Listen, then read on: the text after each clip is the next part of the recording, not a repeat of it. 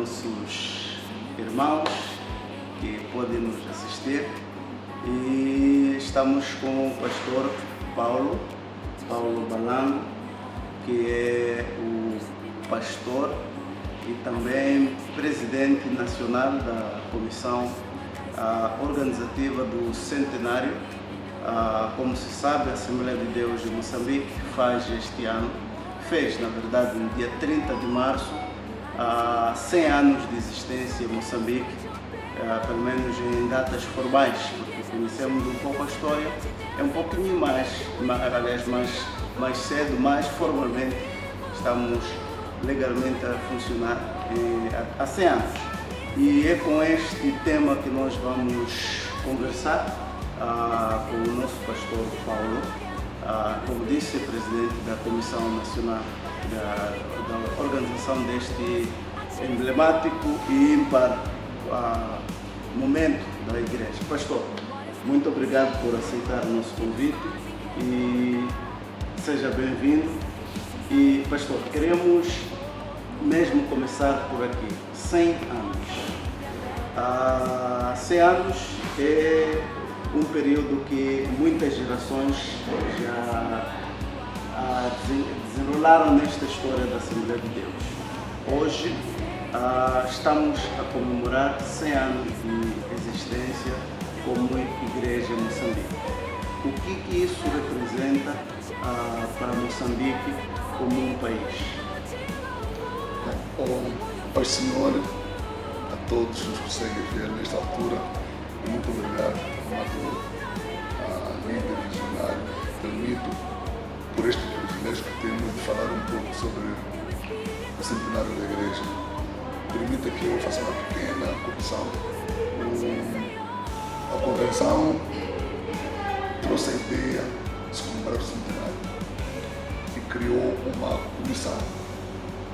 Tivemos a graça de sermos chamados para a comissão e na comissão fomos dados a tarefa de coordenar. É verdade que é presidir, mas a palavra presidente é mais pesada, parece mais política. Então nós coordenamos os coordenadores da comissão geral central que organiza o centenário. Deixa-me dizer, antes de entrar nos detalhes, que tem sido um momento muito bom porque recuamos no tempo,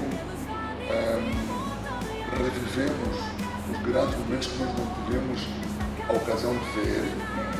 Felizmente, os remanescentes que conhecem a história passam por vários programas, vêm falando, deixando depoimentos, o que de alguma forma nos indica para onde poderemos ir, ou pelo menos pode nos dar uma influência daquilo que pode ser necessário para os melhores passos que a Igreja pode dar, porque uma coisa é certa, meu amado, e se calhar para quem nos vê, nós dois aqui e quem está no ver de casa, provavelmente este seja o último centenário que nós vamos ver. O próximo seria com muita graça de nós. Um milagre. Milagre. Mas como oramos a um Deus de milagres, milagres acontecem, né?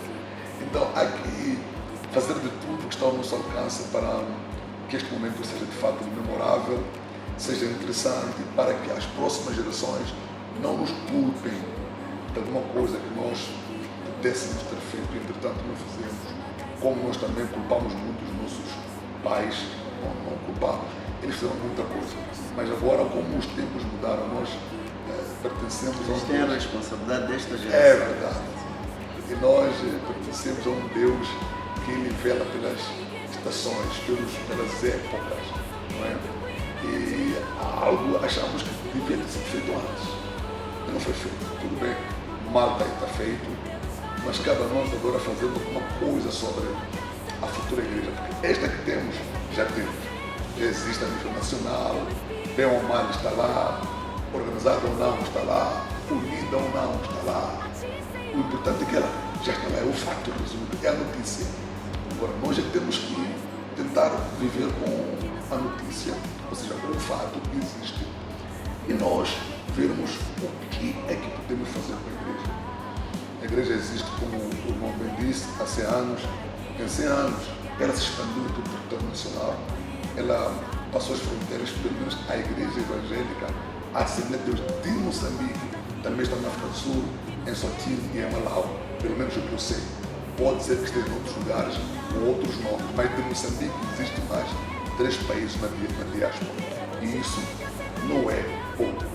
É verdade que achamos que, pelo dinamismo que a igreja tem, poderia ter dado passos muito bem altos. Nós concluímos que a mãe de todos os ministérios, a mãe de todas as igrejas evangélicas que andam aqui em Moçambique, tem sido Deus. Então, se há uma igreja, vamos dizer, próspera, fora, que não tem o nome da Assembleia de Deus, ou nasceu aqui, ou filho, o líder dessa igreja nasceu aqui, ou aprendeu aqui. Então, a igreja evangélica, a Assembleia de Deus, nestes 100 anos, gerou uma nação evangélica. Quer queiramos, quer não, nós agora ascendemos a 1,5 milhão de membros. E isso não é pouco para uma igreja que foi combatida, severamente combatida. O movimento pentecostal foi severamente combatido. Só que não se combate com os espíritos.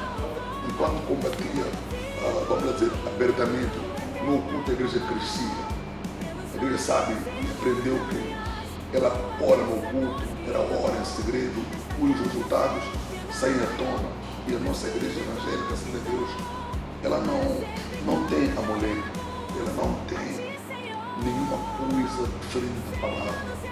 E ela assegurou-se na palavra.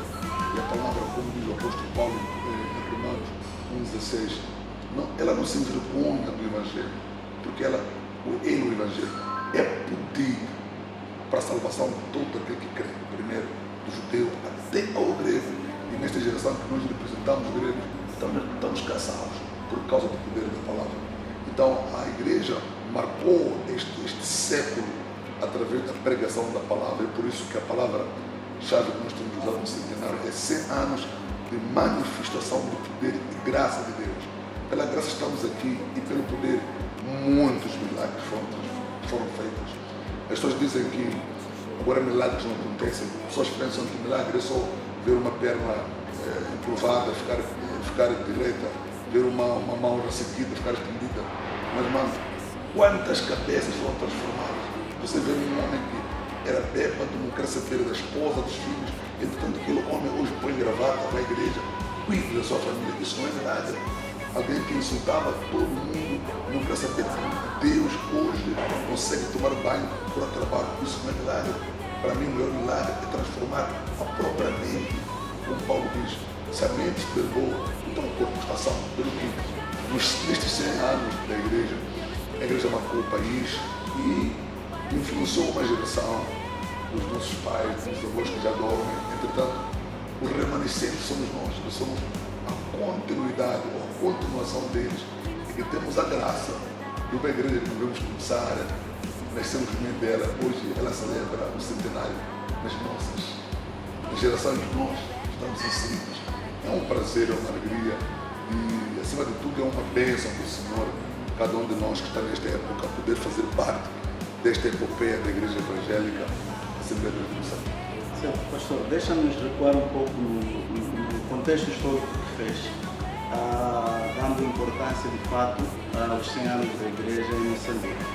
Mas vamos pegar para este dado que deu, estamos a um pouco mais de 1 milhão de membros. Eu quero supor que está a falar de um universo de crentes da Assembleia de Deus de Moçambique.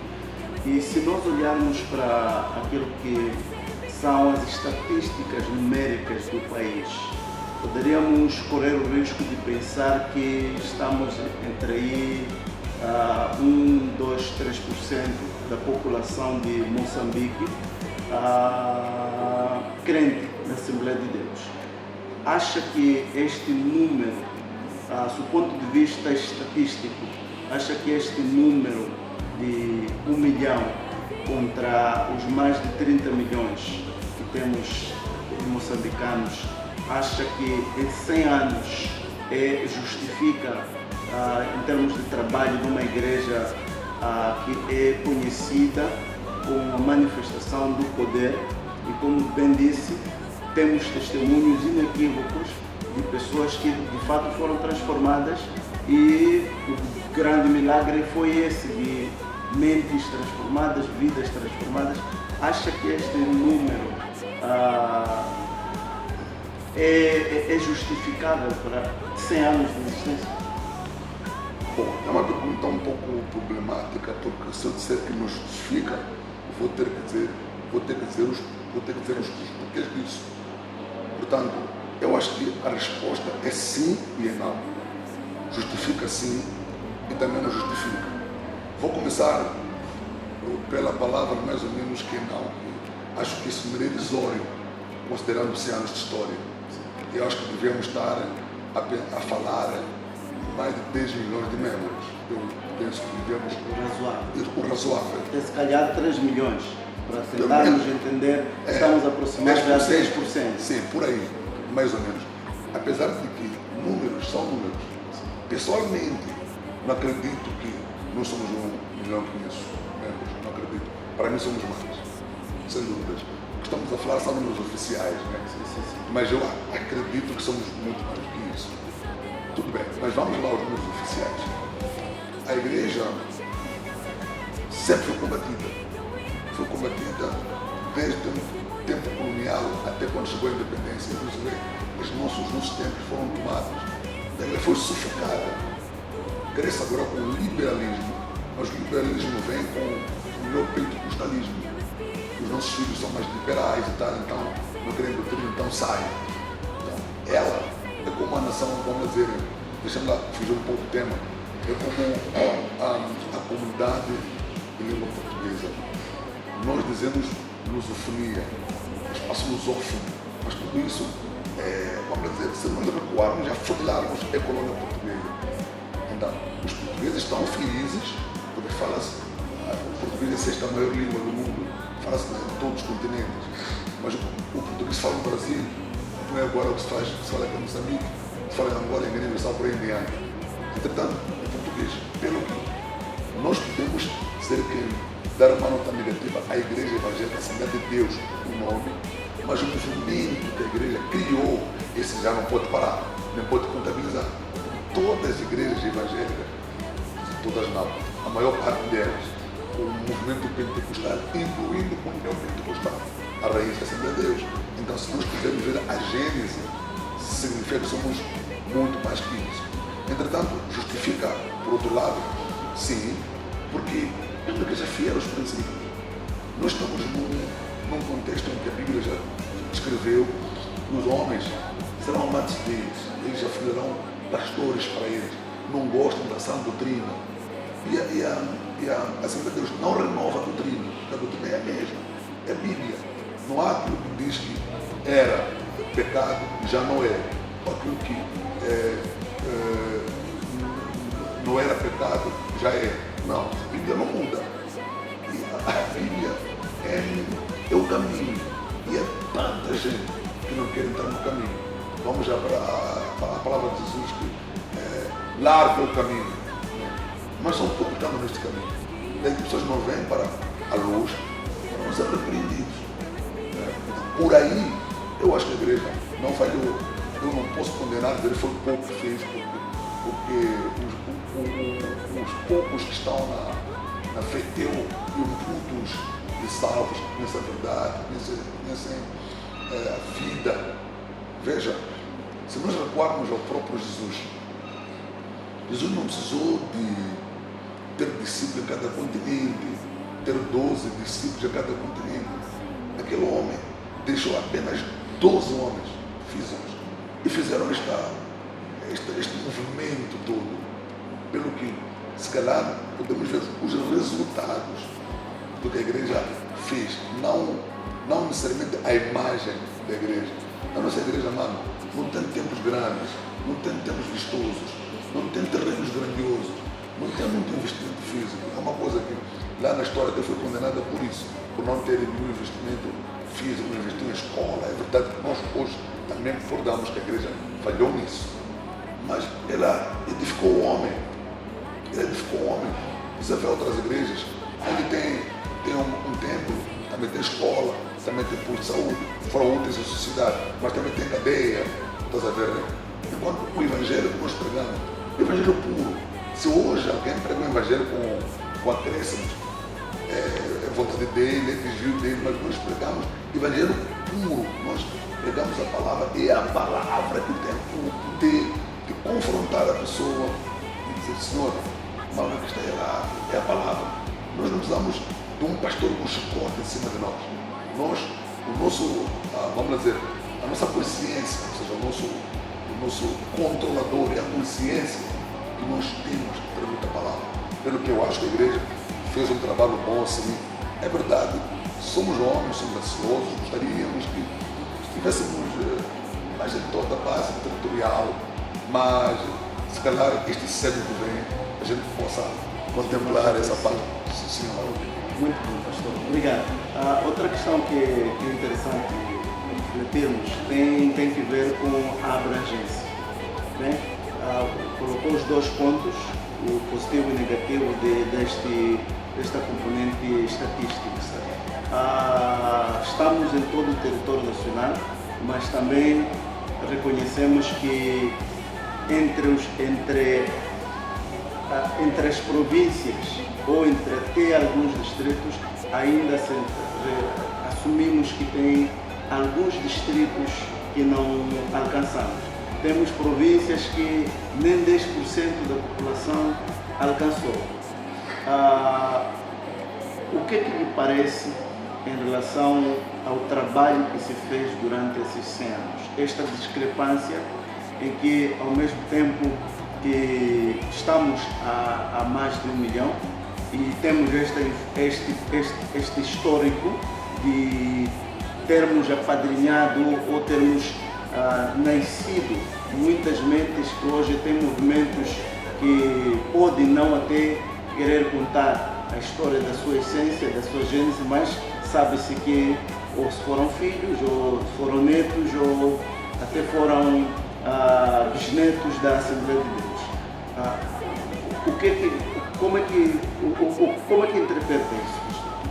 Bom, se nós formos lá no livro de Mateus, capítulo 10, quando Jesus escolhe os discípulos, há uma coisa interessante que ele diz a eles, porque ele diz, ide às principais cidades, e ele diz, não entre na cidade dos samaritanos. Ele está a fazer uma pequena acepção, mas os apóstolos mais tarde dizem que Deus não faz acepção de pessoas. E quando Jesus ascende e promete o Consolador, diz aos que estavam ali perante ele, olha, permanecer em Jerusalém, que era o lugar que ele disse para ele. E diz, recebereis virtude ou poder do Espírito, recebereis o poder no dia em que o Espírito Santo vai ser sobre vocês. E vocês vão ser minhas testemunhas. Agora atenção, aqui em Jerusalém, em Judeia, e onde ele disse para não ir, que é Samaria. Mas ele disse, vocês agora com o poder do Espírito Santo vão ser minhas testemunhas até na Samaria. O que isso quer dizer? Quer dizer que as cidades há lugares que, perdão se eu ser infeliz na palavra, não são atrativos, infelizmente. Então, até a nós que, se calhar, temos alguma relação com missões, pensamos em outro lugar, pensamos nesses lugares com outro plano. E é por isso que onde a igreja está mais, onde está mais habitado, onde tem infraestruturas, se calhar alguns lugares que não temos palavra, não temos lá nenhuma coisa instalada. Na cabeça de muitas pessoas, nem se sabe que existe. Mas esse lugar já está previsto, porque Jesus disse, até os confins da terra. Pelo que nós não temos razão hoje de não estar em todos os distritos. Já temos jovens, estamos formando missionários, o irmão Termito está em postal, está em frente com um movimento de formação, de teologia, que envolve também missiologia. É tempo de pessoas andarem. Sabe que enquanto nós recebemos durante muito tempo missionários que abandonaram suas terras e vieram para cá, infelizmente nós não temos missionários que abandonam até a sua província para ir a outro distrito. Setembro é muito minúsculo. Se calhar o trabalho poderia ser feito a partir de nós internamente e podia desenvolver com o apoio de alguém que entenda de fora. Pelo que eu acho que o maior desafio agora é a igreja olhar para ela por dentro e ver o que é que ela pode fazer por dentro com os recursos que ela tem. Nós temos recursos humanos, estamos cheios de pregadores, gente quando levanta, prega, todo mundo cai. Mas temos que fazer escala, são tantos que temos. Entretanto, temos vilas, vilarejos, povoações, bairros, e simplesmente estão em silêncio. É preciso, como diz a próxima, quem irá? Ou seja, como virão se ninguém vai lá pregar? Quem irá pregar se não há quem envia? Então a igreja tem que assumir o papel de ser um agente enviador de missionários, sendo que enviar não é o mais importante. Enviar, se calhar é simples. O mais importante é como manter.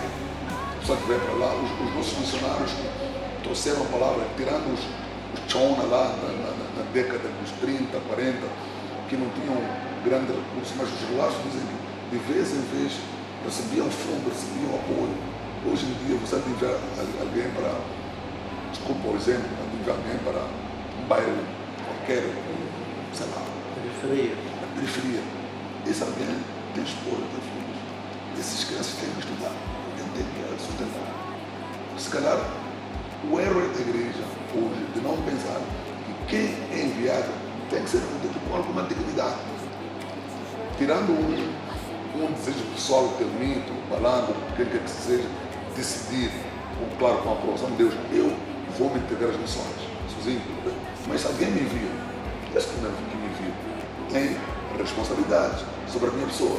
Até porque Filipenses 4 é categórico em relação a essa questão de manter o missionário. Por exemplo, veja que no centro do país, na África do Sul e na Suazilândia, onde a igreja era robusta, os irmãos estão lá que são missionários. Ninguém os enviou. Eles foram lá a trabalhar, a custo próprio, e eles têm condições para se manter. Mas você mandar alguém, você está aqui na Cala, mandar alguém para outro distrito como o Juquara, tem que manter essa pessoa, tem que ir à escola, tem que comer. Onde está o dinheiro? A igreja tem que fazer um shift, uma mudança para uma nova mentalidade de trabalhar, gerar recursos para manter os outros. Olha, e esse ambiente todo, Cristo já preparou. Temos irmãos que são potências, que têm recursos. Alguns na igreja, Deus os chama para nos darem os recursos que eles têm. E nós, muitas vezes, não os usamos. Porque esse irmão nunca de pregar, nunca de cantar, nunca de ir para o hospital visitar um doente, nunca de impor mão.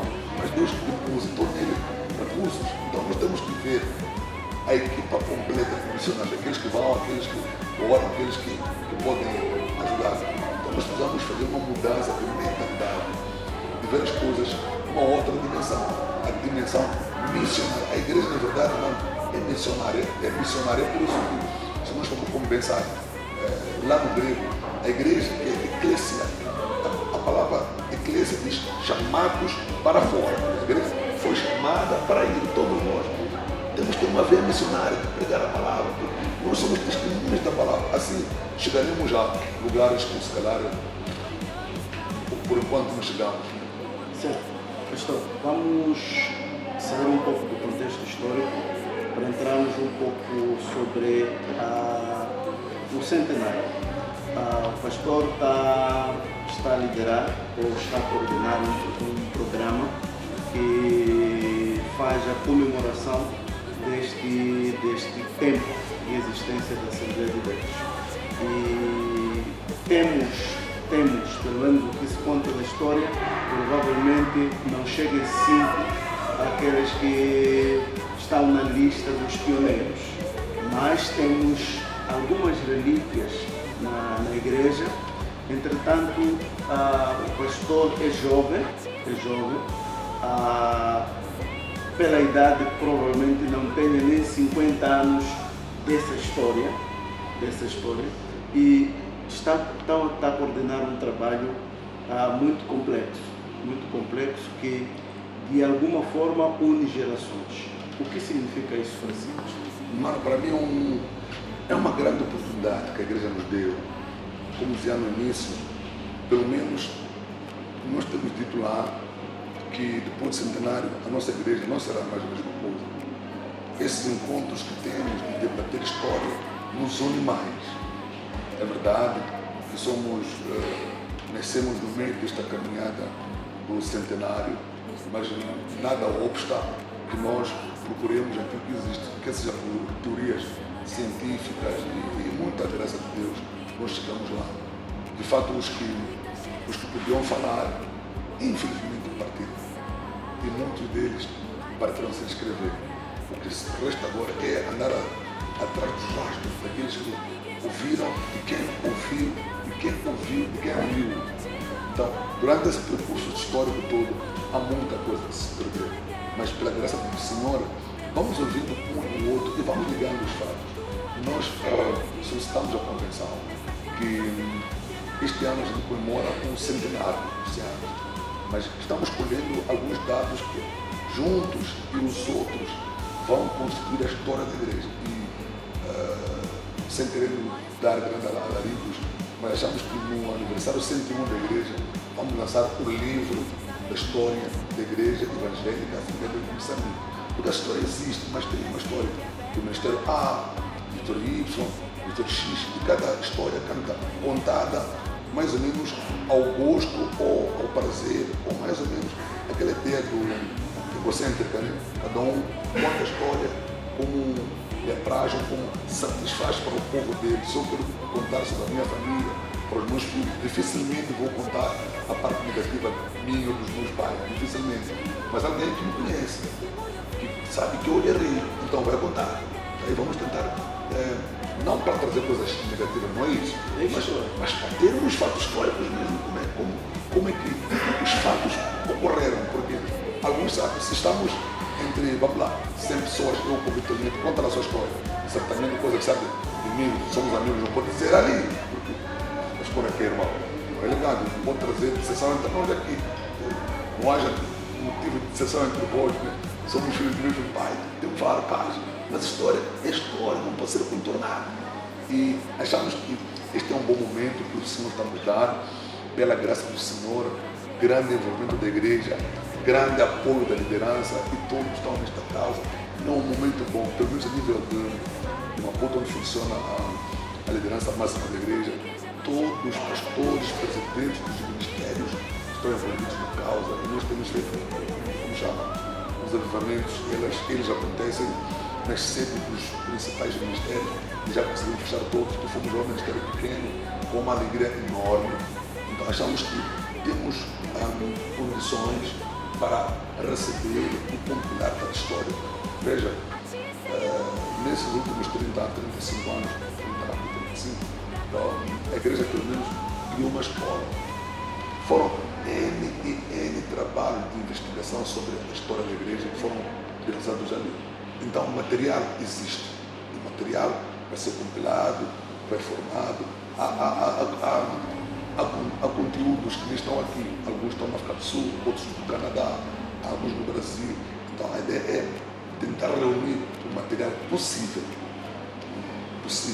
Reunir, certamente um ou outro dado vai nos escapar, mas queremos reunir a maior quantidade possível de dados que vão ser uma coisa científica mesmo, né? Vamos reunir historiadores, não para discutir, mas para dar, porque você vai dizer, não, isso não é bonito, não, isso não é ser bonito, isso é feio, isso é um conteúdo histórico. Nós na Bíblia temos esse assunto de morte, não pregamos morte hoje, assassino, adultério, estamos contra essas coisas, mas estão listados, porque é um fato histórico.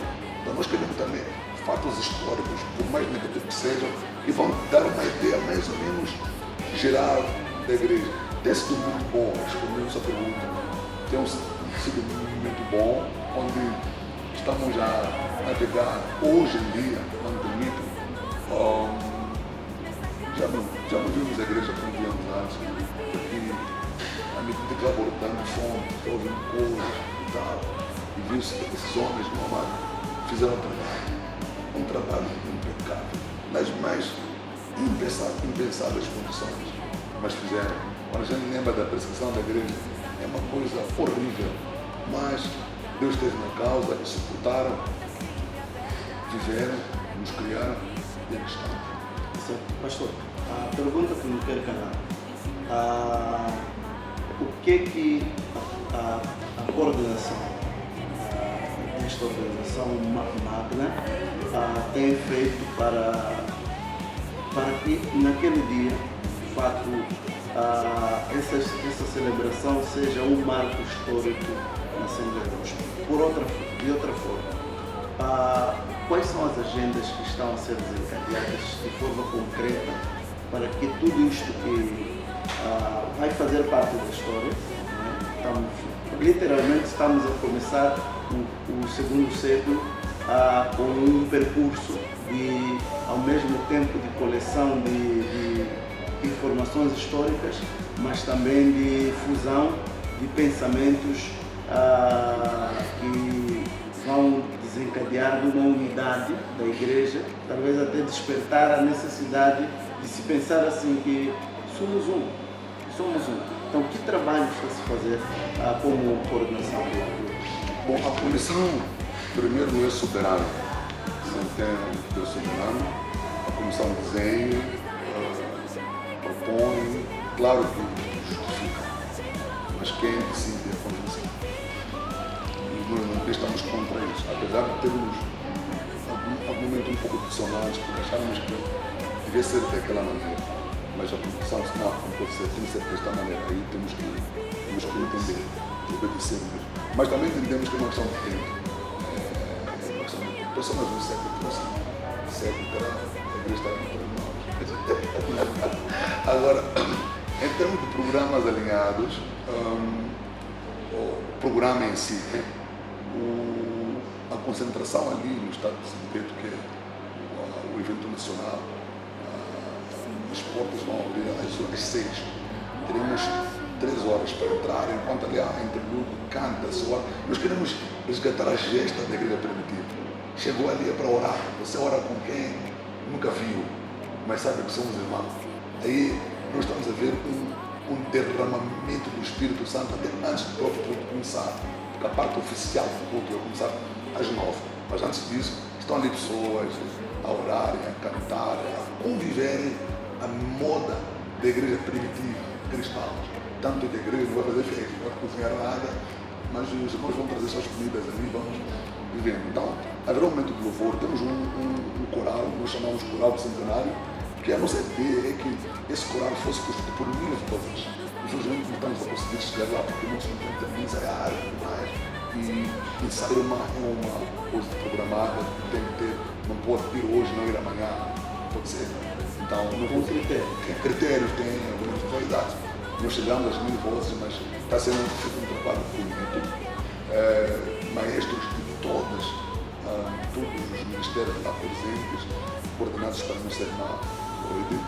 Então, o coral vai cantar, vai ter as capas da cor da bandeira nacional, haverá uma coreografia de crianças e adolescentes. Haverá um momento de uma leitura breve exatamente contextualizar. E nós contamos com a presença da Excelência do Presidente da República, que vai ter também a sua intervenção. Depois haverá um pregador que até aqui, infelizmente, não tenho muita certeza. Nós propusemos mas a Comissão tem outra ideia. Estamos entre Brasil e Estados Unidos. Agora, neste momento, não posso garantir quem é o pregador. É verdade, nós já queríamos ter essa resposta. Obviamente, nesta semana nós teremos a resposta disso. E depois, o evento termina para 12 do evento oficial. E daí, das 12h30 às 18h, vamos ter um festival de música, gospel, nossos filhos nossos que fizeram bandas, nossos filhos têm bandas de outras igrejas.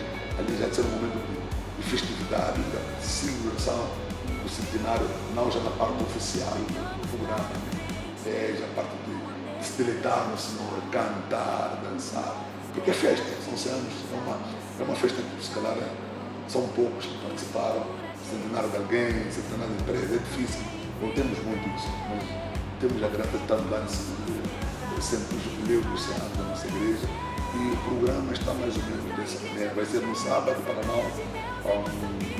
não atrapalhar os cultos de cada igreja no dia 8 de novembro de Cristo.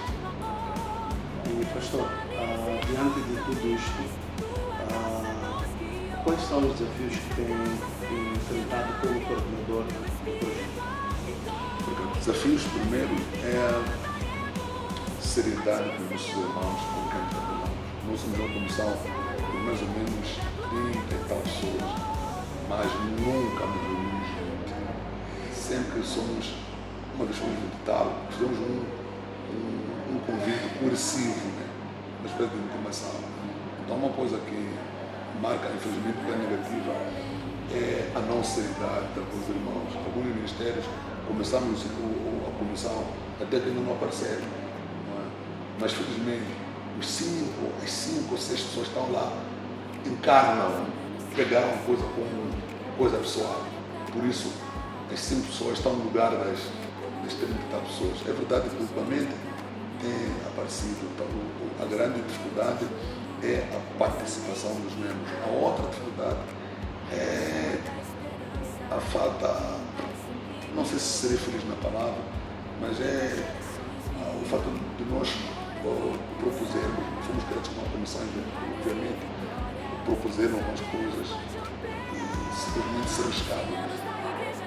Nós achamos que temos, como bem disse, temos a idade um pouco mais nova, sabemos que os jovens querem, que seria bom. Infelizmente, quem tem poder não aceita, mas a gente não anda a todos. É um desafio. Só nós temos que aprender. Se nós queremos ser O famoso conflito de geracional, por isso percebemos. Por isso, não temos como não recusar. Nós também somos, à medida que o tempo vai passando, ficamos mais velhos, temos mais novos lá. Então, se nós queremos que esse nos ouça, temos que ouvir os nossos. É assim. Então, são esses desafios.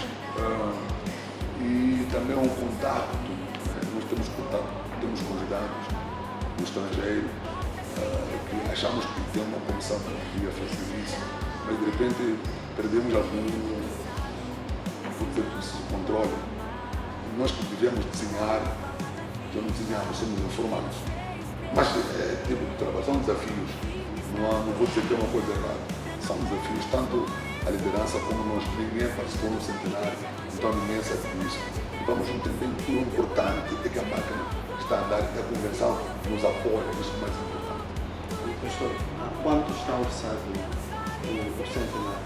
E como é que o que tem se feito para cobrir este orçamento?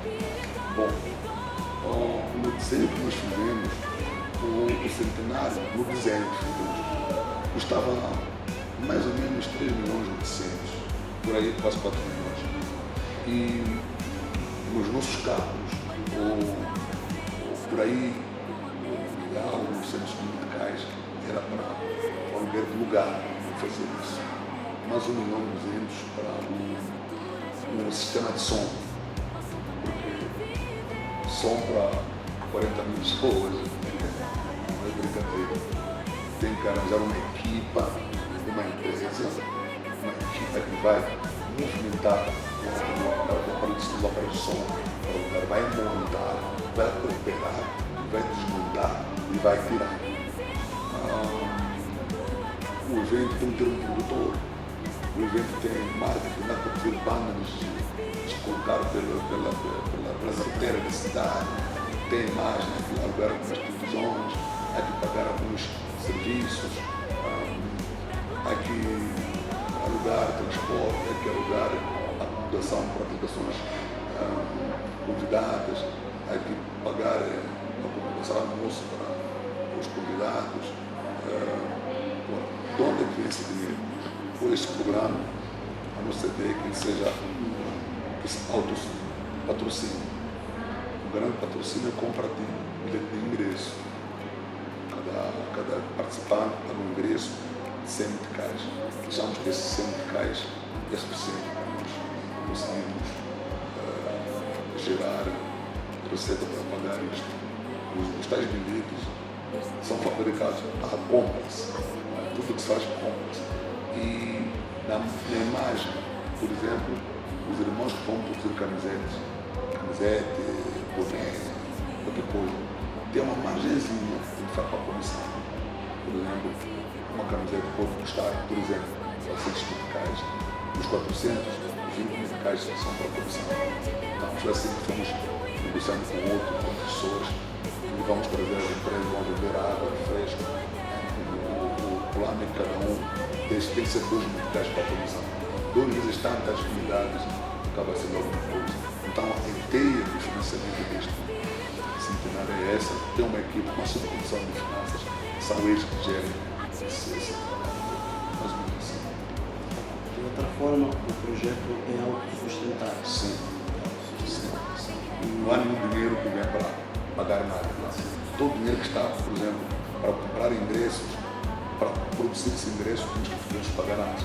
A convenção adiantou, mas tem que ser reposto. Para fazer um chá, aquele celebrar, alguém pagou, tem que ser reposto. Por aí.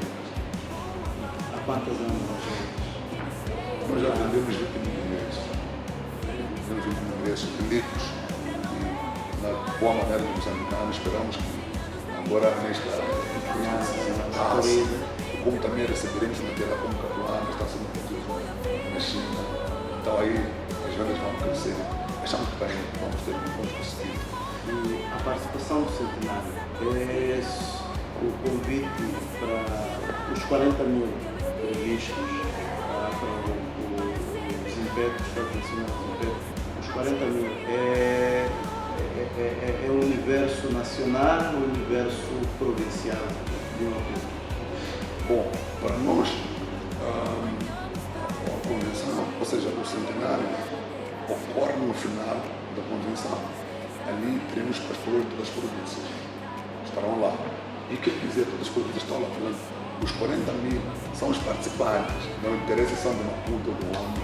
É verdade que os 20 mil bilhetes vendemos para Maputo.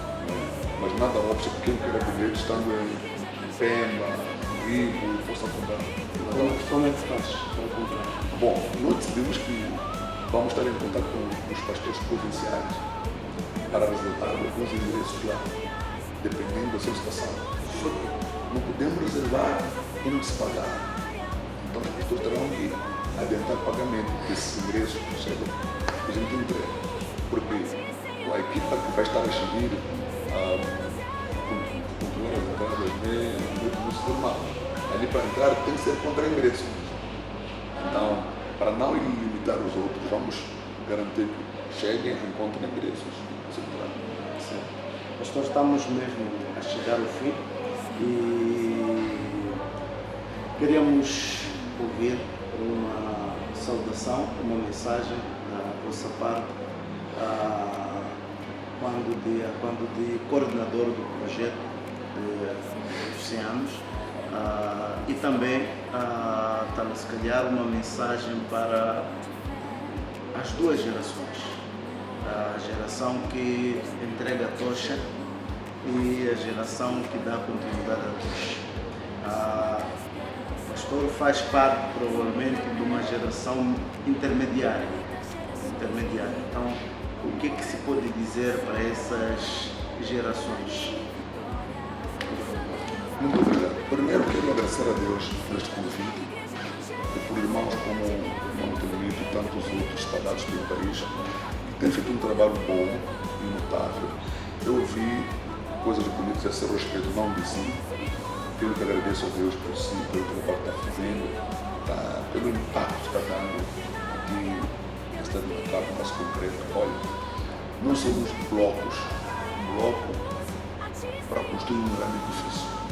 Então, um bloco é minúsculo, mas ali onde ele está, fechou um gap, virão outros blocos, assim o edifício cresce. Pelo que agradeço a Deus pela sua vida e de tantas pessoas que estão sendo trabalho pela Comissão de Hospital de Nacala, porque foi um trabalho magnífico. Estão de parabéns através de Nacala, todas as comissões provinciais, graças a Deus, Manica, Nampula, Sofala, Niassa, Cabo Delgado, já festejaram os centenários. Então estamos felizes por isso. Em relação à geração, não poderia dizer a minha da antiga geração, para não ser colocado. Vou falar da nossa geração. A nossa geração precisa dar graças a Deus por esses homens que seguraram parte do momento difícil. não estudavam a navegação, mas navegaram. Não estudaram engenharia, mas ficaram grandes obras. Não foram na escola bíblica, mas eles são teologia. Temos que honrá-los, temos que saber reconhecer. Não tem a força que nós temos, porque investiram toda a força. É nós. Nós viajamos o mundo inteiro porque eles nos percebem. Temos amigos de todo mundo porque eles nos percebem. Então, precisamos honrá-los, principalmente porque nós também queremos ser honrados. Portanto, meus amados, o fato do nosso pastor não poder falar português, não poder falar inglês, francês, inglês, isso não diminui nada dele. Ele é pai. Um pai é pai incondicional. É pai quando estudou, é pai quando não estudou, é pai quando tem, é pai quando não tem, é pai quando está feliz, é pai quando está triste, é pai que nós somos filhos. É preciso esta nossa geração saber ser filho. Nós, infelizmente, não sabemos ser filho. É muito normal. Eu tenho 50 anos. É normal encontrar o termino que tem 40 anos. Chamar alguém que você vê que esse é o avô, sabe? Esse é meu filho. É teu filho. Teu filho como é que é? Não. Se Deus te deu a graça de você estar à frente de pessoas, tem que respeitar aqueles. Não são teus filhos, coisa nenhuma, são teus pais. E nós, geração atual, estamos habituados a chamar todo mundo de meu filho. Queremos ser pais, nem filhos queremos ser. Nós, geração atual, precisamos aprender a ser filhos primeiro. Segundo, honrar nossos pais, independentemente da condição. E sermos fiéis, não somente a Deus, como também à igreja. Porque hoje vocês amam o céu da igreja. Irmão, já imaginou se nossos pais tivessem tantas anos que geriram, se tivessem saído de ficar na igreja? Nós precisamos também nos colocar pau, sermos sérios com a nossa igreja. Não há nada que é correto todo mundo, né? Não há uma igreja que é certa. A igreja é uma família, é uma casa. Irmãos gêmeos que nasceram da mesma mãe, do mesmo ventre, não têm características iguais. Temos que entender a nossa diferença é a nossa força. Ou a nossa união reside na nossa desunião. Nós não podemos, porque este é alto, este é baixinho, aquele é gordo, aquele é magrinho. Não, aquele é branco, esse é preto. Não é por isso. Esses fatores todos que aparentemente nos afastam são os fatores que devem aglutinar. Se você pode, eu não posso. Sabe? Jesus, quando fala desse assunto, ele falou de uma forma muito bonita. Os membros do corpo são diferentes. Você pode, você é alto. Para um alto, abaixar, apanhar um salário que caiu é difícil, mas para um baixinho pode apagar e entregar. E a vida torna-se fácil. Assim. Nós precisamos gerir as nossas diferenças.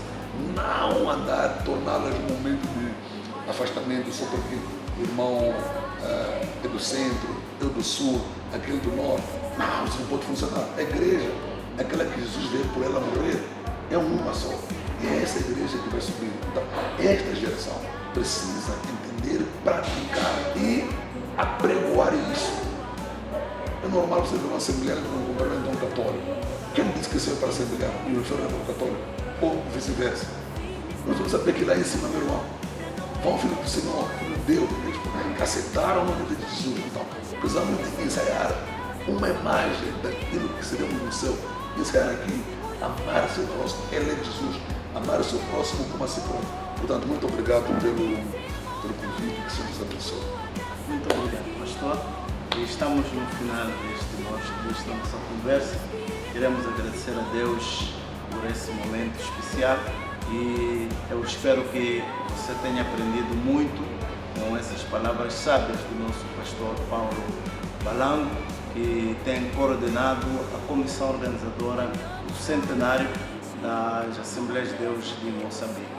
E, pastor, poderíamos terminar com uma oração? Obviamente.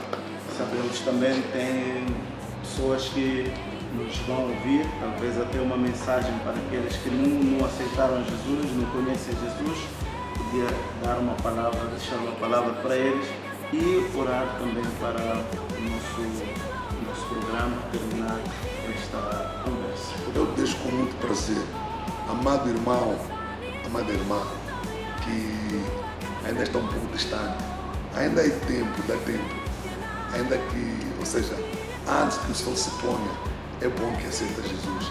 Ele transforma a vida e o bom de Jesus é que Ele te ama. Você pode pensar que teu marido não te ama, teu pai também não te ama, teu irmão não te ama, mas eu te garanto que tem alguém que te ama, esse alguém é Jesus. Não somente te ama, como te ama e te quer perto dele. Então aceite Ele. Quando você aceita Ele, Ele escreve o teu nome, transforma. Ele leva um apagador ou uma borracha, vai apagar onde na morte, na tristeza, nas dificuldades, escreveram o teu nome. Então Ele apaga o teu nome, vão procurar no encontro mais, e Ele escreve o teu nome no livro da vida. Então pode aceitar a Ele sim, e que Deus te abençoe, porque lá onde nós vamos, nós temos um prazer enorme de ver o irmão ou a irmã que aceitou a Ele. E agora nós vamos orar. Senhor, nosso Deus e nosso Pai, muito obrigado pelo amor e pela graça.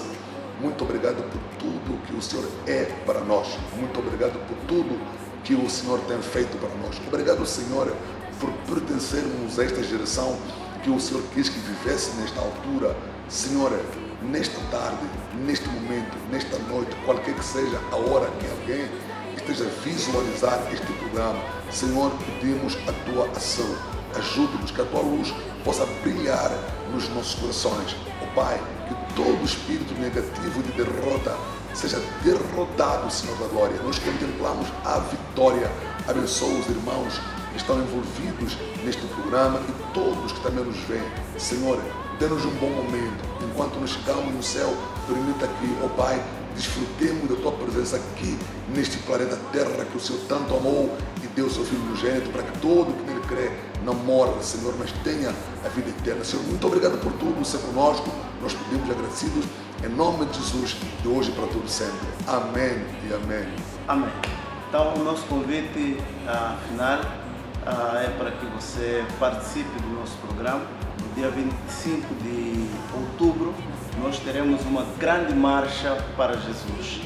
Faça parte desta marcha e no dia 26 de outubro teremos o grande culto comum que vai celebrar o centenário a nível da cidade ou do distrito de Nacala Porto. Se você puder, venha ali no nosso templo sede, frente ao Hospital Seta, em Matape, venha e participe. O culto vai começar exatamente 9 horas e você é o nosso convidado especial. Nós nos despedimos na santa paz do Senhor Jesus Cristo e Deus ricamente lhe abençoe em Cristo Jesus. Amém e amém. Olhamos para frente com a mesma devoção. Novos desafios, a missão em cada mão. Que as futuras gerações possam também viver a fé que nos sustenta e nos faz